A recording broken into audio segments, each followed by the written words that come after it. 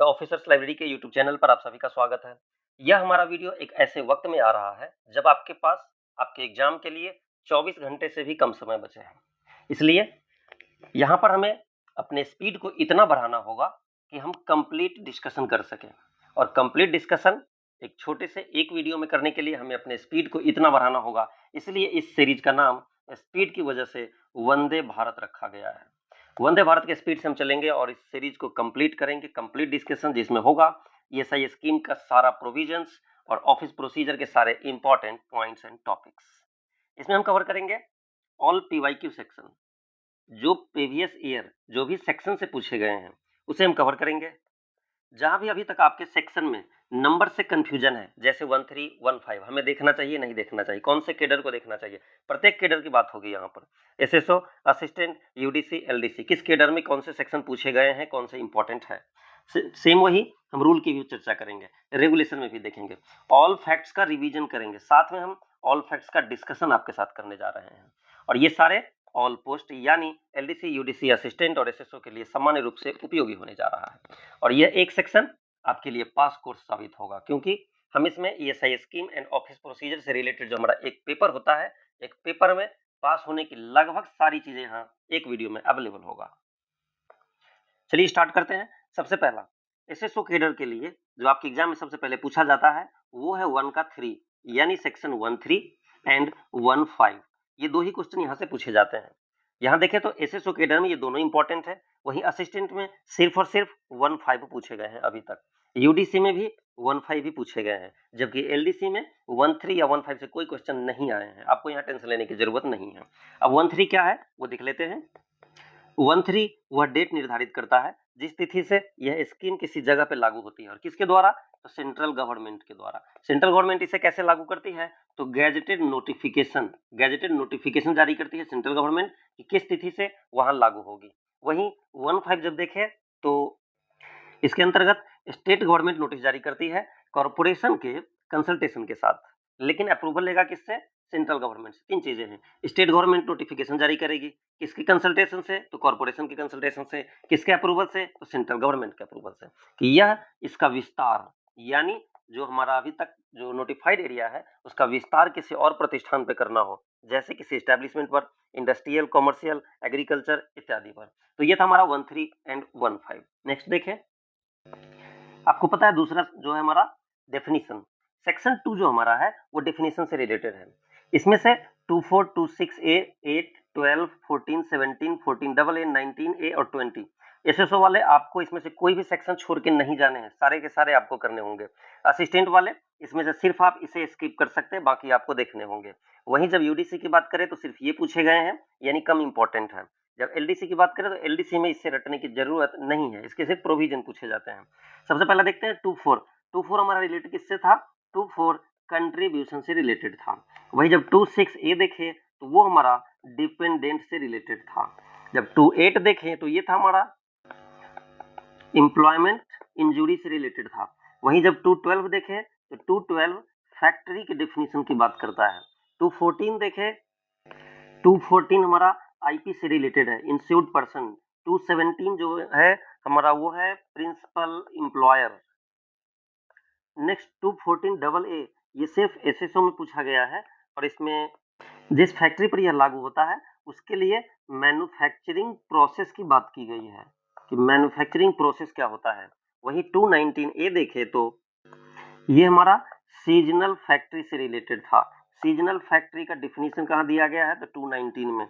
वहीं 220 पूछा जाए तो 220 हमारा रिलेटेड था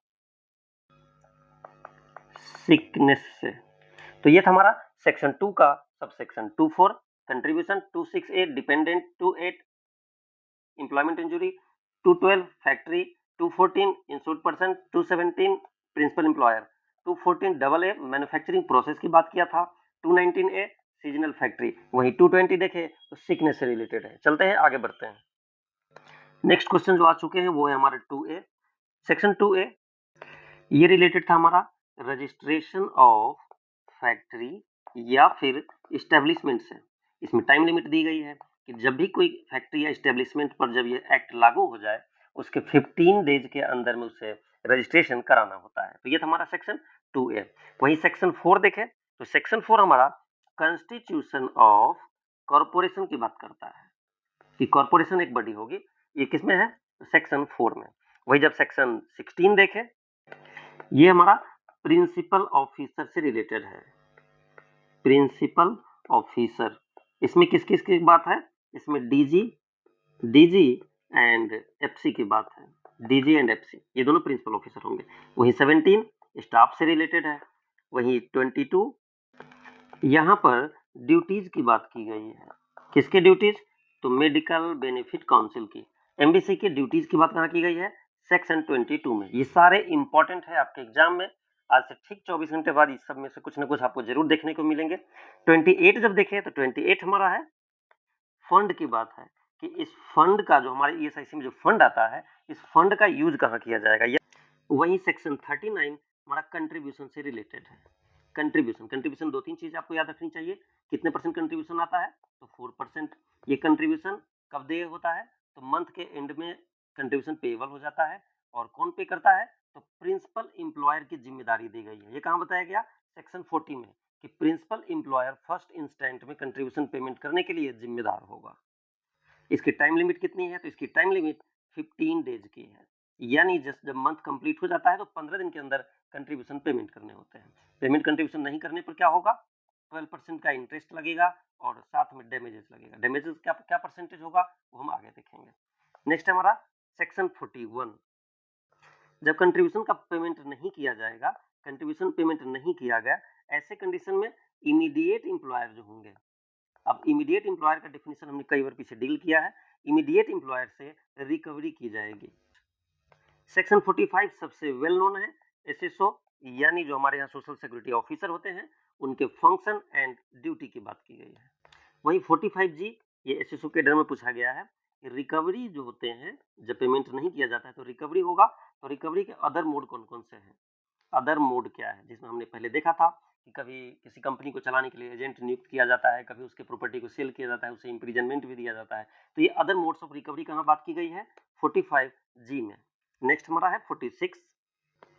46 बेनिफिट की बात करता है। ये हमारा मेन मोटो होता है एसआईसी का, तो वह बेनिफिट कहाँ है? 46 में। 51E रिलेटेड है एक्सीडेंट से, यानी एक्सीडेंट में एम्प्लॉयमेंट इंजरी से। जब भी कोई कंट्ररी यानी विरोधाभास के रूप में कोई भी साक्ष्य मौजूद नहीं है, तो मान लिया जाता है कि जो एक्सीडेंट हुआ है वह एम्प्लॉयमेंट इंजरी होता है। तो एम्प्लॉयमेंट इंजरी मान लेना 51A में है। नेक्स्ट है 51E। अब 51E रिलेटेड है हमारा कि जब कोई व्यक्ति अपने होम से फैक्ट्री या इस्टेब्लिशमेंट जा रहा होगा या फिर रिटर्न आ रहा होगा, तो ड्यूरिंग द ट्रैवलिंग यदि कोई एक्सीडेंट होता है तो एम्प्लॉयमेंट इंजरी माना जाता है। किसमें है? 51E में। वही 52 जो रिलेटेड है हमारा डिपेंडेंट बेनिफिट से। डिपेंडेंट बेनिफिट से 52A आपसे पूछ लिया जाए तो ये हमारा ऑक्यूपेशनल डिजीज है। अभी हम जितने भी सेक्शंस का डिस्कस कर रहे हैं, ये सारे जो सेक्शंस है इतने इंपॉर्टेंट है आपके एग्जाम पॉइंट ऑफ व्यू से कि यदि आप इसे 2 से 3 बार एग्जाम से पहले देख करके जाते हैं, इस एक वीडियो मात्र से आप एग्जाम में काफी सहज महसूस करेंगे। ये नेक्स्ट है हमारा सेक्शन 54A। सेक्शन 54A है रेफरेंस। किसके लिए? जब भी कोई पीडीबी होता है तो ऐसे केस में परमानेंट डिसेबलमेंट जो होता है, इसको डिसाइड करने के लिए कॉर्पोरेशन क्या करती है? मेडिकल बोर्ड को भेजती है। सेक्शन 58 काफी इंपॉर्टेंट है, कई बार और प्रत्येक कैडर में पूछे गए हैं। इसमें क्या बात कहा गया है? Provision of medical treatment. Medical treatment का प्रोविजन किसके द्वारा? तो स्टेट गवर्नमेंट के द्वारा। किसमें? 58 मोस्ट इंपॉर्टेंट है ये। नेक्स्ट हमारा 59B, ये है हमारा मेडिकल एंड पैरामेडिकल, इन दोनों के एजुकेशन की बात है। इसी के आधार पर हमारे यहाँ medical colleges and nursing college स्थापित किए जाते हैं। ये तो एलडीसी, यूडीसी असिस्टेंट और प्रत्येक कैडर में पूछे गए हैं कि क्या ईएसआईसी मेडिकल एजुकेशन, जो medical college and nursing college, paramedical training college इस रूप में आते हैं, क्या इसके लिए उत्तरदायी है और ये कर सकते हैं? तो बिल्कुल कर सकते हैं। किसके अधीन? तो अंडर सेक्शन 59B। नेक्स्ट है सेक्शन 65। सेक्शन 65 सेक्शन से इंपॉर्टेंट कम पूछे गए थे। इसमें एक मैटर पूछे गए थे कि कौन से 2 बेनिफिट है कौन से दो बेनिफिट है जो दोनों ऐड नहीं किए जाते हैं? बेनिफिट प्लस बेनिफिट, दो बेनिफिट ऐड नहीं किए जाएंगे। जैसे यहाँ पूछा गया था sickness benefit plus maternity benefit, क्या लिए जाएंगे? नहीं लिए जाएंगे। उसी तरीके से एसबी एंड डिसेबलमेंट बेनिफिट, वो भी कौन सा था? टेम्पोररी वाला, क्या लिए जाएंगे? नहीं लिए जाएंगे। दोनों में से कोई एक अवेल करना होगा और उन्हें चूज करना होगा यदि दोनों के लिए एलिजिबल है तो। सेम टीडीबी प्लस एमबी, ये दोनों फिर बेनिफिट नहीं लिए जाएंगे। तो ये इसका पहचान क्या होगा? आप एग्जाम में क्लू कैसे पकड़ेंगे? पीडीबी के साथ कोई भी कंबाइंड होगा तो वो बेनिफिट पेएबल होता है। बेनिफिट यानी पीडीबी के साथ एमबी हो, बेनिफिट के साथ ये पीडीबी के साथ एसबी हो, या फिर टीडीबी क्यों ना हो, तो ये दिए जाते हैं। पीडीबी के साथ कोई भी अटैचमेंट होगा साथ में तो मिल सकता है, इसके साथ नहीं दिए जाते। नेक्स्ट है हमारा सेक्शन 72। यहाँ एम्प्लॉय को कुछ छूट दी गई है, छूट तो नहीं बट यहाँ प्रोटेक्शन दी गई है। उस प्रोटेक्शन किस टाइप का है? तो प्रोटेक्शन है कि एम्प्लॉयर जो होगा उसका, एम्प्लॉयर वो उसका वेज कम नहीं करेगा, वेज को कम नहीं करेगा। कौन? एम्प्लॉयर उसका, अंडर सेक्शन 72। नेक्स्ट है हमारा 73। 73 रिलेटेड है, कुछ क्राइटेरिया दिए गए हैं, उस क्राइटेरिया में उस टाइम में उसे डिसमिस, पनिश नहीं करेगा। वो क्राइटेरिया क्या था? तो सिकनेस के टाइम में, इस टाइम में उसे डिसमिस या पनिश नहीं किया जाएगा। किसके अधीन? Under section 73। 74 क्या है हमारा? ये है मोस्ट इंपॉर्टेंट, ये आपका मोस्ट इंपॉर्टेंट है। 74 ईआई कोड से रिलेटेड है। ईआई कोड के इस्टेब्लिशमेंट की बात की गई है, कहां पर? तो 74 में। वही फिर 75 हमारा क्या है? 75 में मैटर बताए गए हैं। किसके मैटर? तो ईआई कोड के मैटर, कि ईआई कोड कौन कौन से मैटर डील करेंगे। जैसे शादी का, तलाक का, इन सब मामलों को वो डील नहीं करती है, तो ऐसे मैटर यहाँ बताए गए हैं कि किस किस मामले को वो डील करेगी। नेक्स्ट 81 एसएसओ के लिए इंपॉर्टेंट है। इसमें क्या है? जब भी ईआई कोर्ट को किसी डेफिनेशन की जरूरत होगी तो ईआई कोर्ट जो होगा किसे रेफर करेगा? हाई कोर्ट को रेफर करेगा। वहीं 84 प्रत्येक कैडर के लिए इंपॉर्टेंट है, ये पनिशमेंट की बात करता है। पनिशमेंट किस चीज का? पनिशमेंट फॉल्स स्टेटमेंट के लिए। फॉल्स स्टेटमेंट जब भी एम्प्लॉयर के द्वारा सबमिट किया जाएगा तो उसे पनिश किया जा सकता है। वहीं 85 देखें तो 85 है कि फेल्यूर टू पे कंट्रीब्यूशन, यानी कंट्रीब्यूशन का पेमेंट जब वो नहीं करता है तो ऐसे कंडीशन में उसे पनिश किया जा सकता है। वही नेक्स्ट देखें तो नेक्स्ट है हमारा 85A। 85A क्या है? रिपीट करता है यदि वो किस चीज को? अपने गलतियों को, यानी किसी गलती को बार बार करता है तो इस कंडीशन में उसे 85A के तहत इनहांस पनिशमेंट मिलता है। इनहांस पनिशमेंट मिलता है किसके अधीन? 85A। वहीं फिर हमारा 86 क्या है? 86 रिलेटेड है प्रोसिक्यूशन से, प्रोसिक्यूशन से रिलेटेड है। नेक्स्ट, किसी पर्सन को ईएसआईसी से छूट दी जा सकती है, एग्जेम्पशन, पर्सन को एग्जेम्पशन, लेकिन जब भी एग्जेम्पशन होगा तो ईएसआईसी को एक पावर होगा कि वो रिप्रेजेंट करेगा, रिप्रेजेंट करेगा कि आखिर इसे क्यों छूट दी जा रही है।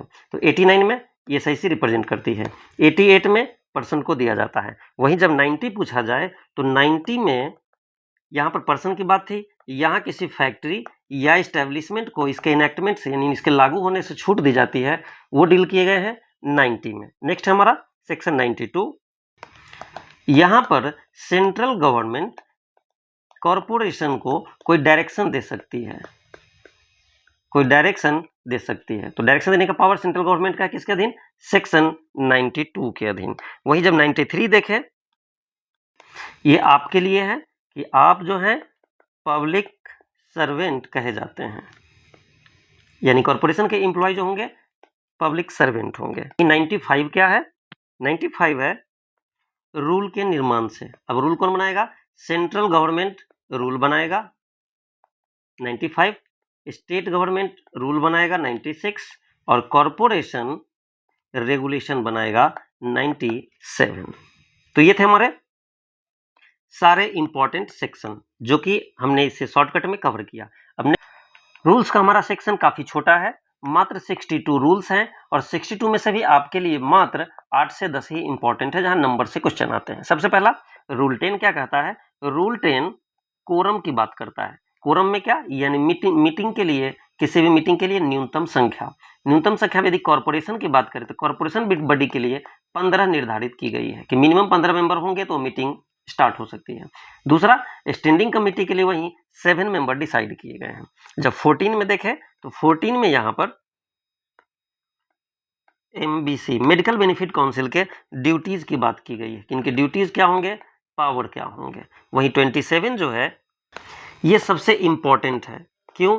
क्योंकि ये ESIC का जो फंड है उसके इन्वेस्ट करने की बात करता है। जैसे कि हमने पीछे देखा था कि फंड कहाँ खर्च किए जाएंगे, जबकि यहाँ पे क्या है, फंड कहाँ इन्वेस्ट किए जाएंगे। तो इन्वेस्टमेंट से रिलेटेड कई बार और प्रत्येक कैडर में लगभग पूछे गए हैं। तो ये है हमारा rule 27। Next rule 50। Rule 50 wage limit की बात की गई है। वेज लिमिट जो कि अभी 21,000 तय किया गया है, तो वेज लिमिट कहाँ पर है, 50 में। वहीं 51 कहता है कि वेज लिमिट जो वेज होगा उसका कितना परसेंट लगेगा, तो रेट ऑफ कंट्रीब्यूशन कहाँ है, 51 में, जो कि 0.75, 3.25, टोटल 4% का कंट्रीब्यूशन आता है। और कंट्रीब्यूशन का डेफिनेशन कहाँ गया है, 24 में बताया गया है। तो ये हमारे रूल 51, रेट ऑफ कंट्रीब्यूशन 4% होता है एम्प्लॉय का, एम्प्लॉयर का, एंड 24 में इसके डेफिनेशन दिए गए थे। नेक्स्ट 52 रिलेटेड है एग्जेम्पशन से। एग्जेम्पशन किसे मिलता है, तो जो भी व्यक्ति पर डे 176 रुपीज से कम अर्न कर रहे हो उन्हें पेमेंट ऑफ कंट्रीब्यूशन से छूट दी गई। तो एग्जेम्पशन की बात कहाँ है, 52 में। ये भी आपके लिए इंपॉर्टेंट है। नेक्स्ट है हमारा 56A। यहाँ पर कन्फाइनमेंट की बात की गई है। कन्फाइनमेंट जो एक्सपेंसेज होता है, जो कि अभी 7,500 मिलता है। कितना, 7,500। कहाँ बताया गया, रूल 56A में। वही 59 क्या है, फ्यूनरल से रिलेटेड है। अब फ्यूनरल का अमाउंट कितना है, तो 15,000 यानी 15,000 रुपए फ्यूनरल के रूप में दिए जाते हैं। किसे दिए जाते हैं, तो eldest surviving member of family, या फिर कोई व्यक्ति ऐसा दावा करता है कि उसके फैमिली के कोई लोग वहां प्रेजेंट नहीं थे तो उन्हें भी यह भुगतान किया जाता है। तो 15,000 का फ्यूनरल एक्सपेंसेस अंडर रूल 59। वहीं 61 देखें तो ये इनकम से रिलेटेड है। किसके इनकम से, तो इनकम होगा डिपेंडेंट पेरेंट का, डिपेंडेंट पेरेंट को। यदि आपके कोई डिपेंडेंट पेरेंट है उनकी इनकम यहाँ बताई गई है कि यदि 9,000 से ऊपर है तब वो आप पर डिपेंड नहीं होंगे, उन्हें इनका बेनिफिट नहीं मिलेगा। 9,000 का लिमिट दिया गया है। तो यहाँ पे आपके लिए इंपॉर्टेंट है 7.5 भी, 15,000, 9,000। तो ये कुछ डेटा है जो कि LDC के लिए भी इंपॉर्टेंट है, UDC के लिए भी इंपॉर्टेंट है। बाकी रूल्स जो है असिस्टेंट और SSO कैडर के लिए ज्यादा इंपॉर्टेंट है। तो ये थे हमारे टोटल रूल। अब हम नेक्स्ट जल्दी से फिर स्टार्ट करेंगे रेगुलेशन को। रेगुलेशन के सारे इंपॉर्टेंट प्रावधान को अभी हम कवर करेंगे। रेगुलेशन 2G, अब हम रेगुलेशन में आ गए। रेगुलेशन 2G हमारा रिलेटेड है एम्प्लॉयर से, और ये सिर्फ और सिर्फ SSO कैडर में पूछा गया है। एम्प्लॉयर का मतलब प्रिंसिपल एम्प्लॉयर, किसमें कहा गया, 2G में, सिर्फ SSO में पूछा गया था। वही 4 वेरी इंपॉर्टेंट है फॉर ऑल, सभी के लिए। क्यों, क्योंकि यहाँ पर contribution period and benefit period की बात कही गई है। Contribution period and benefit period, ये आपको पता है, अप्रैल टू सितंबर जब कंट्रीब्यूशन पीरियड होता है तो उसका बेनिफिट पीरियड जनवरी टू जून होता है। वही अक्टूबर टू मार्च वाले का जुलाई से लेकर के दिसंबर तक का बेनिफिट पीरियड होता है। ये काफी इंपॉर्टेंट है, प्रत्येक कैडर के लिए इंपॉर्टेंट है, LDC से लेकर के SSO तक के लिए। किसमें, रेगुलेशन 4 में। नेक्स्ट है हमारा रेगुलेशन 31 जो कि इंपॉर्टेंट है। यहाँ जो पेमेंट ऑफ कंट्रीब्यूशन होते हैं, जो कंट्रीब्यूशन पेमेंट किए जाते हैं कंपनी के द्वारा, वो कब तक किए जाएंगे, उसके टाइम फ्रेम की बात की गई है। टाइम फ्रेम क्या बताया गया, तो 15th day of next month, यानी अगले महीने के 15 तारीख तक। नेक्स्ट हमारा 31A, ये सारे वेरी इंपॉर्टेंट है। 31A इंटरेस्ट की बात करता है कि यदि आपने 15 दिन के अंदर पेमेंट नहीं किया तो इंटरेस्ट कितना लगेगा, 12% का। और 31C ये तो और भी वेरी इंपॉर्टेंट है क्योंकि वहां डैमेजेस की बात की गई। यहां से क्वेश्चन तो पक्का आपको देखने को मिलेंगे। 0 से 2 महीने डिले पर 5% का डैमेजेस, 2 से 4 मंथ का के लिए 10%, 4 to 6 मंथ के लिए 15%, वहीं 6 मंथ से 6 मंथ से यदि एक्स्ट्रा टाइम होता है तो 25%। यहाँ पर आपसे पूछे जाएंगे मैक्सिमम क्या है, तो 25% मैक्सिमम होता है, मिनिमम क्या है 5%। टाइम देकर के, डेट देख करके पूछा जा सकता है कि यदि कहीं पर 90 डेज का डिले हुआ है तो कितना परसेंट का डैमेज लगेगा। इंटरेस्ट कितना लगेगा 12%। जब भी कंट्रीब्यूशन का पेमेंट में देरी होगा 12% का लगेगा। यदि हमें वापस भी करना होगा एम्प्लॉयर को किसी अपील में, यदि वो जीतता है, अमाउंट पे किया होगा, वहां भी उसे 12% इंटरेस्ट के साथ वापस किया जाता है। लेकिन एक कंडीशन होता है क्या, जिसमें एरोनियसली यानी गलती से कोई पेमेंट हुआ है, उनके गलती की वजह से हुआ है, तो उनके बेनिफिट पीरियड स्टार्ट होने से पहले उन्हें क्लेम करना होगा और उन्हें वापस मिलेगा, वो भी विदाउट इंटरेस्ट, यानी इंटरेस्ट नहीं मिलेंगे उस समय।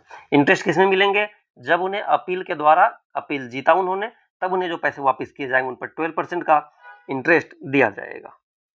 जो भी हमने पीछे बात की वो हमारा रेगुलेशन 40 है। कौन से, यदि कोई गलती से उनसे पेमेंट हुई है तो इस केस में क्या होगा, कोई इंटरेस्ट नहीं मिलेगा और बेनिफिट पीरियड स्टार्ट होने से पहले क्लेम करना होगा। तो ये था हमारा रेगुलेशन 40। वहीं रेगुलेशन 52A क्या है, ये है एब्सेंशन सर्टिफिकेट, यानी एब्सेंट होता है उसका सर्टिफिकेट होता है, और किस फॉर्म में होता है, तो फॉर्म 10 में होता है। ये दोनों इंपॉर्टेंट है। नेक्स्ट हमारा 66, ये कहता है कि एक्सीडेंट का जो बुक होगा, एक्सीडेंट बुक को मेंटेन किया जाना चाहिए, और किस फॉर्म में, तो फॉर्म 11। यहाँ दोनों इंपॉर्टेंट है, एक तो 66 रेगुलेशन 66 एक्सीडेंट बुक मेंटेन करना है, वो भी फॉर्म 11 में, वो भी एक टाइम लिमिट है, कितने दिनों तक के लिए, तो मिनिमम 5 ईयर्स तक उन्हें। नेक्स्ट है हमारा रेगुलेशन 69, जब भी कंपनी प्रीमाइसेस में कुछ अनहोनी होती है और किसी को चोट लगती है, ऐसे कंडीशन में उन्हें फर्स्ट एड देना होगा। फर्स्ट एड कौन प्रोवाइड करेगा, तो उसके एम्प्लॉयर के द्वारा प्रोवाइड किया जाएगा, यानी एम्प्लॉयर की रिस्पॉन्सिबिलिटी है कि वो फर्स्ट एड प्रोवाइड करे। 76 रिलेटेड है मैट से। अब यहाँ बताया गया है कि मैट का निर्माण कौन करेगा, तो मैट का निर्माण स्टेट गवर्नमेंट के द्वारा किया जाएगा। कौन सा, मैट का निर्माण स्टेट गवर्नमेंट, कहाँ, रेगुलेशन 76 में कहा गया है। इसका लास्ट है हमारे सामने 102A। 102A रेगुलेशन क्या है, इसमें क्या है, इंस्पेक्शन का पावर है।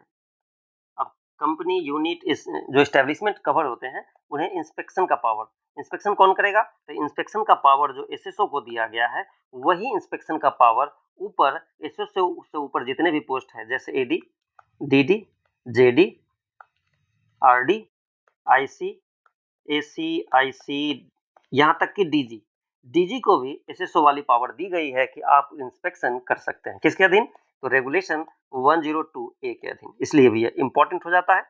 एलडीसी में अपीयर होने वाले कैंडिडेट का खासा कंप्लेंट होता है, क्योंकि ज़्यादा डेप्थ में जाने की वजह से उनके छोटे छोटे क्वेश्चन छूट जाते हैं, क्योंकि 10 क्वेश्चन सिर्फ ऊपर ऊपर पूछे जाते हैं एलडीसी पोस्ट के लिए। आज यहाँ होगी प्रत्येक कैडर की चर्चा, प्रत्येक लेवल के क्वेश्चन की चर्चा, परंतु वंदे भारत के स्पीड से, क्योंकि टाइम की स्कार्सिटी, विद इन 24 आवर आपके एग्जाम होने जा रहे हैं। स्टार्ट करते हैं। सबसे पहला याद रखें 1948 क्या हुआ था, एक्ट पास हुआ था। याद रखें 1952 क्या हुआ था, एक्ट लागू हुआ था। कब हुआ था, 24 फेब को। आपसे पूछे फर्स्ट डायरेक्टर जनरल कौन थे, आपको पता है डॉक्टर CL कातियाल। वही आपसे फर्स्ट मिनिस्टर पूछे जाए कि फर्स्ट लेबर मिनिस्टर कौन थे, फर्स्ट लेबर मिनिस्टर आपसे पूछा जाता है तो वो थे Jagjivan Ram.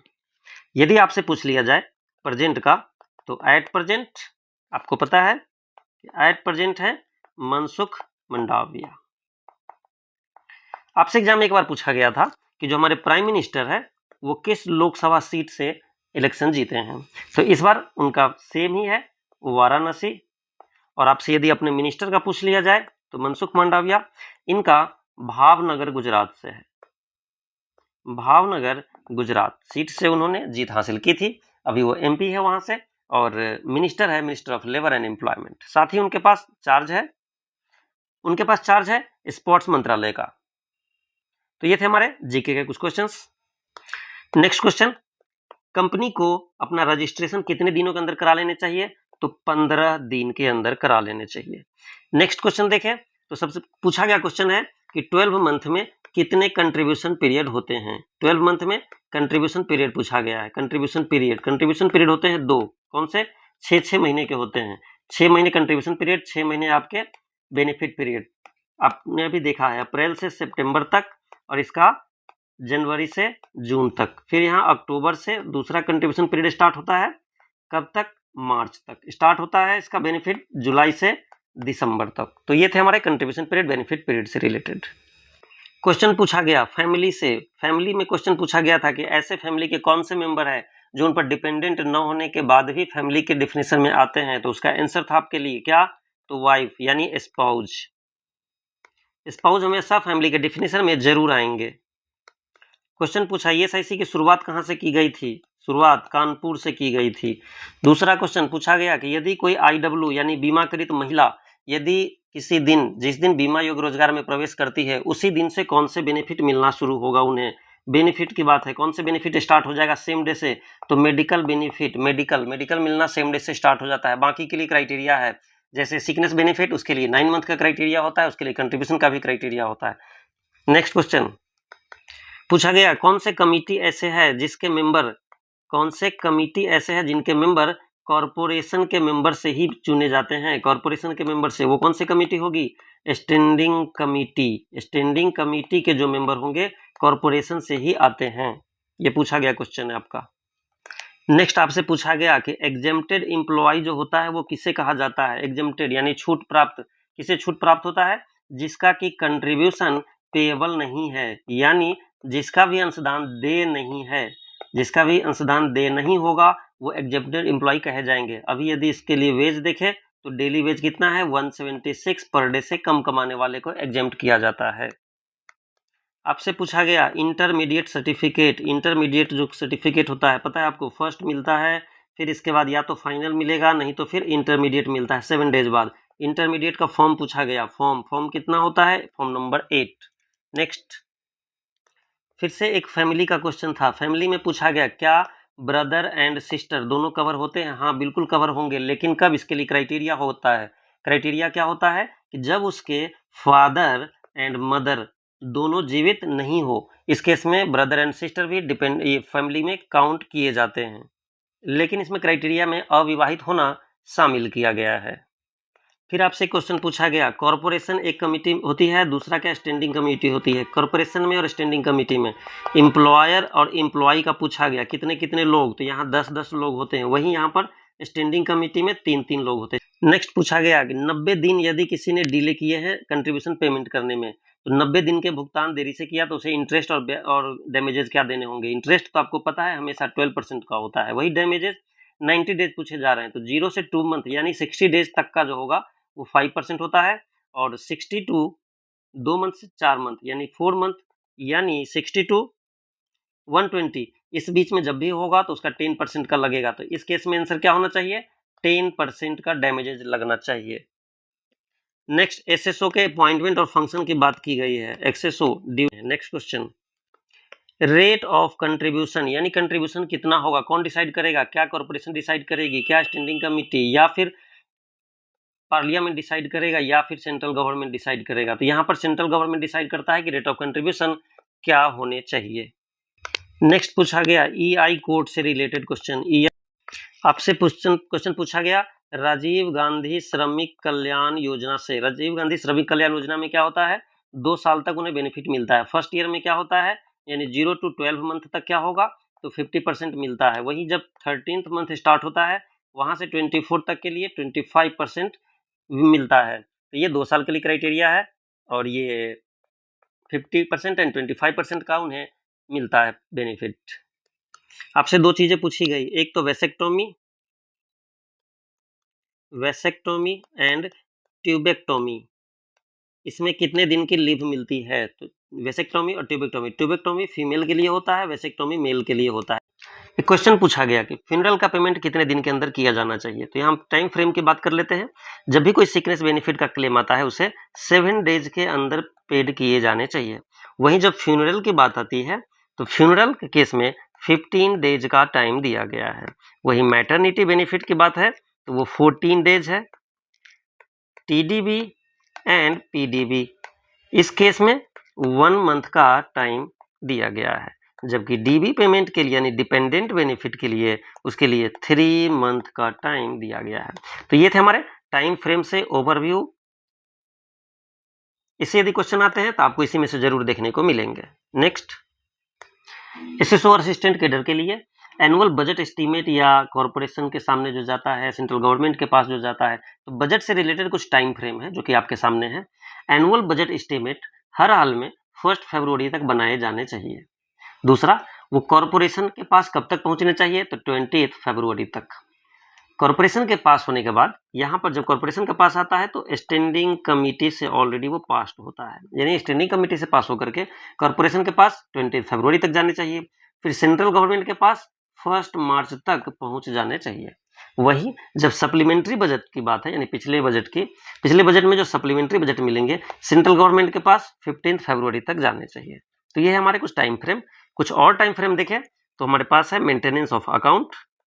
Maintenance of account या बैलेंस शीट, ये दोनों चीजें 31 मार्च तक तैयार किए जाने चाहिए और सीएजी के पास भेजे जाने चाहिए। प्रोडक्शन बिफोर सीएजी कब तक, 15 जून तक। ये इंपॉर्टेंट है, ये बार बार पूछा जाता है। फिर क्या होगा, उसके बाद 20 नवंबर तक वो रिपोर्ट आ जाता है, कहां से, सीएजी से। सीएजी से 20 नवंबर तक रिपोर्ट आता है जो कि कॉर्पोरेशन को रिसीव होता है कब तक, 10 दिसंबर तक। और वही सीएजी फिर उस रिपोर्ट को सेंट्रल गवर्नमेंट के पास भेजता है कब तक, 20 दिसंबर तक। तो इस तरीके से टाइम फ्रेम किए गए हैं कि एक टाइम लिमिट में इस प्रोसेस को पूरा किया जा सके और फाइनेंशियल ईयर में कभी भी अमाउंट की दिक्कत न हो और प्रॉपर अकाउंट का मेंटेनेंस, बैलेंस शीट का तैयार करना, ये सारे प्रक्रिया सुचारू रूप से चल सके, इसलिए ये सारे टाइम फ्रेम किए गए हैं। यहाँ से आपके एग्जाम में 2-3 क्वेश्चन पूछ लिए जाते हैं। सबसे इंपॉर्टेंट एक पूछेंगे तो मैं बोलूंगा production of report before CAG 15 जून, ये सबसे इंपॉर्टेंट है। नेक्स्ट हमारा इनकैपेसिटी रेफरेंस से रिलेटेड है। इनकैपेसिटी रेफरेंस रिलेटेड है। इसमें क्या है, जो मेडिकल रेफरी हमारे होते हैं उनके यहाँ से ये कुछ फॉर्म कन्वर्सेट किए जाते हैं। इस कन्वर्सेशन के दौरान जो जो फॉर्म यूज आते हैं वो है तो काफी, बट आप 4-5 यदि याद रखते हैं तो आपके एग्जाम में काम चल जाएगा। सबसे पहला, ब्रांच ऑफिस पूछता है किससे, एमआर से। जब ब्रांच ऑफिस एमआर से पूछेगा क्या, किसी आईपी के बारे में इनकैपेसिटी रेफरेंस, तो सबसे पहले 1 से पूछेगा। अब एमआर क्या करेगा, एमआर अब पहले आईपी को बुलाएगा, आईपी को, तो एमआर टू आईपी 2 में होता है। फिर एमआर क्या करेगा, तीसरा, इस आईपी को जिसने सर्टिफिकेट दिया यानी आईएमपी या फिर आईएमओ, इनमें से जो भी सर्टिफिकेट दिया रहेगा उनसे कुछ डिटेल्स मांगेंगे एमआर। अब इस बेस पर और फिजिकल एग्जामिनेशन के बेस पर अब एमआर क्या करेगा, अपना ओपिनियन ब्रांच ऑफिस को भेज देगा। और नेक्स्ट जो RM5 है, अपना ओपिनियन एमआर बता देगा किसे, आईएमपी और आईएमओ को भी। तो इस तरीके से ये हमारे इनकैपेसिटी रेफरेंस के फॉर्म्स है। सबसे पहला, ब्रांच ऑफिस एमआर को देता है, पहला।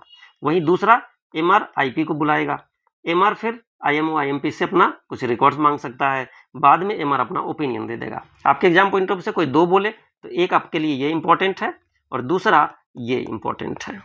क्यों, क्योंकि ब्रांच ऑफिस से एमआर के पास जाता है रिक्वेस्ट, एमआर अपना रिप्लाई ड्यू प्रोसेस के बाद बीओ को फिर से सौंप देता है। तो 1 और 4 बोले तो इंपॉर्टेंट आपके एग्जाम पॉइंट ऑफ व्यू से हो गया। एक और इसमें जो पूछा जाता है वो है आपका BI3 form. BI3 form important इसलिए है कि ये डिसीजन से रिलेटेड है। किसके डिसीजन, तो ये डिसीजन होते हैं मेडिकल बोर्ड के। तो आपसे क्वेश्चन पूछा गया था कि इंटरेस्ट जो होगा, इंटरेस्ट किस पे लगता है आपको पता है, इंटरेस्ट डिले पेमेंट पर। जब कोई कंट्रीब्यूशन पेमेंट डिले होता है उस पर इंटरेस्ट लगाया जाता है, कितना, 12%। क्या इसे कोई ऐसी अथॉरिटी है जो माफ कर सकता है, क्या वो आरडी है रीजन में जो माफ कर सकते हैं, डीजी माफ कर सकते हैं, स्टैंडिंग कमिटी माफ कर सकते हैं, या फिर कॉर्पोरेशन, या फिर नन ऑफ द एबव, कोई नहीं। तो आपको पता होना चाहिए इंटरेस्ट किसी के द्वारा माफ नहीं किया जा सकता है। डैमेजेस के माफ की बात की गई है बट इंटरेस्ट माफ नहीं होता है। नेक्स्ट, कुछ सीपी की बात की गई है कि कौन से सीपी किस काम में यूज आता है। इसमें है तो बहुत सारे, बट आपको याद रखने वाली चीजें एक है जो है CP27। तो CP27 जो है हमारा रिलेटेड है वारंट से, वारंट ऑफ अरेस्ट। यानी जब भी अरेस्ट किसी को किया जाता है तो वारंट जारी किया जाता है किसमें, CP 27 में। IMP से रिलेटेड दो क्वेश्चन इंपॉर्टेंट है। IMP सबसे पहले कितने फैमिली को कैटर करता है, तो एक IMP 2000 फैमिली तक को कैटर कर सकता है पर फैमिली यूनिट, पर IP फैमिली यूनिट उससे कितने पैसे मिलते हैं, तो 500 रुपीज मिलते हैं। इसमें एक चीज और इंक्लूडेड है जो कि है, यदि कोई IP बीमित व्यक्ति यदि अपने घर से नहीं आ सकता है तो IMP उसके होम पर विजिट करेगा और ड्यूरिंग द होम विजिट उसे क्या मिलेगा, तो उसे भत्ता के रूप में TA यानी ट्रैवलिंग अलाउंसेस के रूप में उन्हें प्राप्त होगा। नेक्स्ट है हमारा, आपसे यदि कुछ फुल फॉर्म पूछ लिए जाते हैं, IMP insurance medical practitioner, MEUD modified employer utilisation dispensary, सिर्फ EUD पूछा जाता है तो एम्प्लॉयर यूटिलाइजेशन डिस्पेंसरी। उसमें यदि आपसे DCBO पूछ लिया जाता है, इसका है डिस्पेंसरी कम ब्रांच ऑफिस। इस सीरीज में हम ODC को भी देख लें क्योंकि यहाँ से भी क्वेश्चन आए हुए हैं। ऑक्यूपेशनल डिजीज सेंटर, ESIC ने 5 ऑक्यूपेशनल डिजीज सेंटर बनाए हुए हैं, इनसे भी क्वेश्चन आए हुए हैं। पहला यदि देखें तो हमारे दिल्ली में बसई दारापुर, दूसरा वेस्ट बंगाल में देखें तो जोका, तीसरा MP में इंदौर, चौथा तमिलनाडु KK नगर, वही महाराष्ट्र अंधेरी। इस तरह से ODC सेंटर बनाए गए हैं जहां पर ऑक्यूपेशन की वजह से, यदि किसी पेशे की वजह से कोई डिजीज हो रहे हैं उनका अलग से यहाँ ट्रीटमेंट किया जाता है, बाकी जगह से यहाँ रेफर कर दिया जाता है।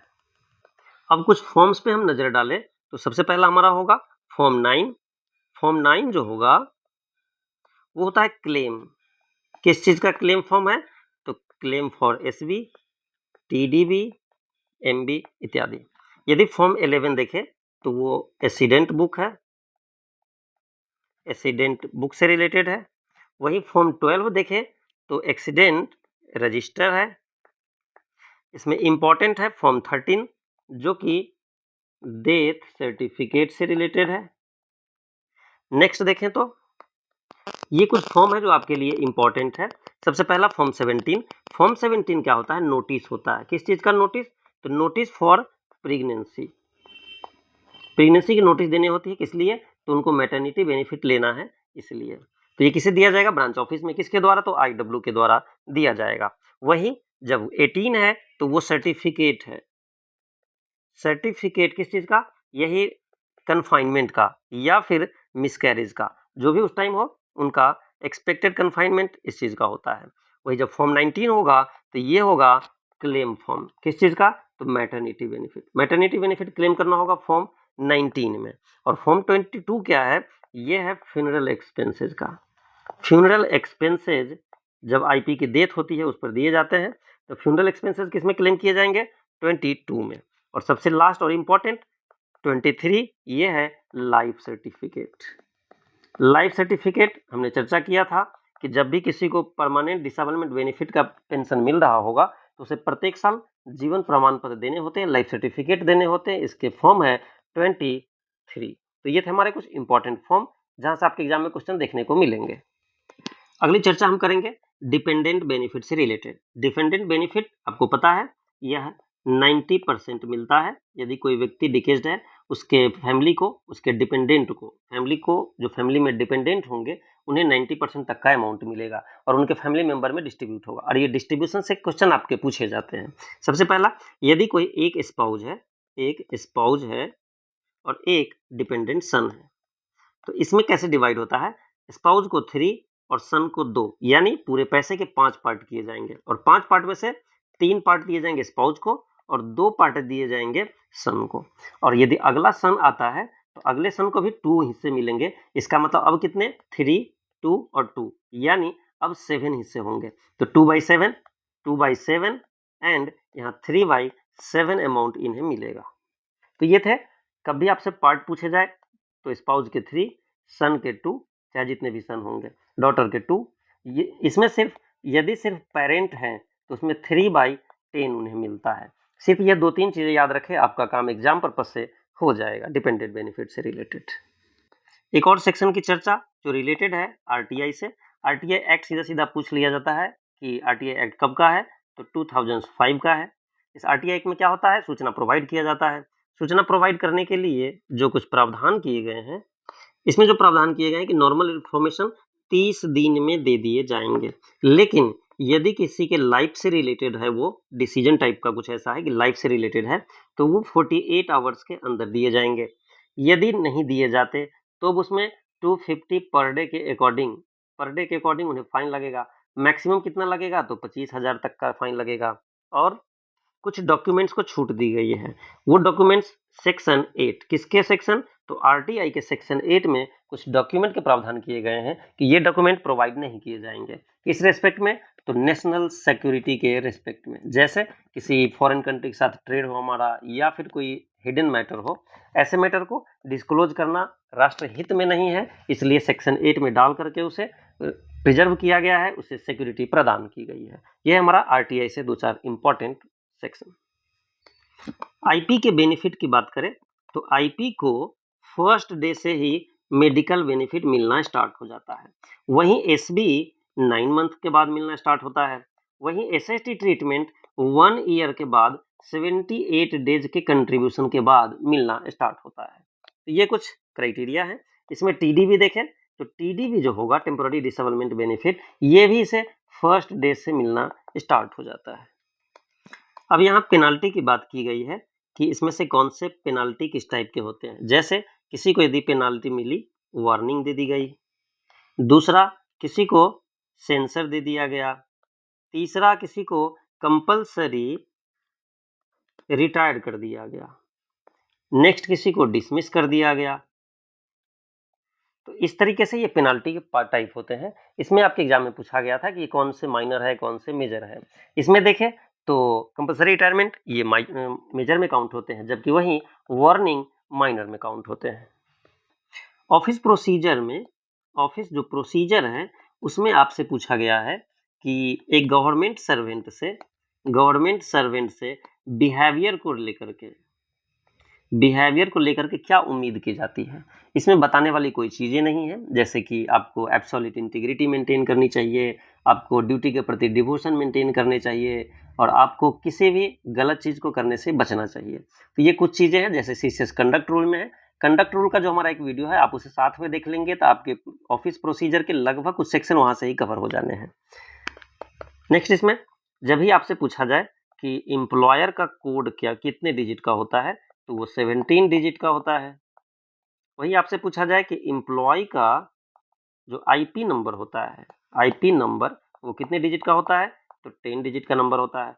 और इस 17 डिजिट में यदि आपसे पूछे जाए कि ये 17 डिजिट का पहला जो 2 डिजिट होता है वो क्या डिनोट करता है, तो वो रीजन या सब रीजन को डिनोट करता है, फर्स्ट 2 डिजिट। यहाँ आपसे यदि पूछ लिए जाए कि सिकनेस बेनिफिट कितने दिन के लिए दिए जाते हैं, तो सिकनेस बेनिफिट 91 डेज के लिए दिए जाते हैं, लेकिन जैसे ही इसके बियॉन्ड जाएगा तो 124 डेज के लिए इनिशियली फर्स्ट टाइम में उसे ईएसबी प्रदान किए जाते हैं। फिर इसके आगे बढ़ता है तो उसके लिए 309 डेज का भी प्रावधान किया गया है। तो इस तरीके से एसबी के बाद ईएसबी दिए जाते हैं। एसबी का परसेंटेज कितना है, 70%, वहीं ईएसबी का 80%। SB 70, ESB 80, TDB 90। मुझे उम्मीद है इस वीडियो के लास्ट में कि आपको इस वीडियो से काफ़ी कुछ रिकॉल हो चुका होगा, याद हो चुका होगा, कुछ नए कुछ पुराने पॉइंट्स आपको देखने को मिले होंगे। इससे आपके जो एग्जाम में क्वेश्चन सही होने की संभावना थी 10% तो पक्का बढ़ ही जाएगा। Best wishes for the exam, all the best, thank you.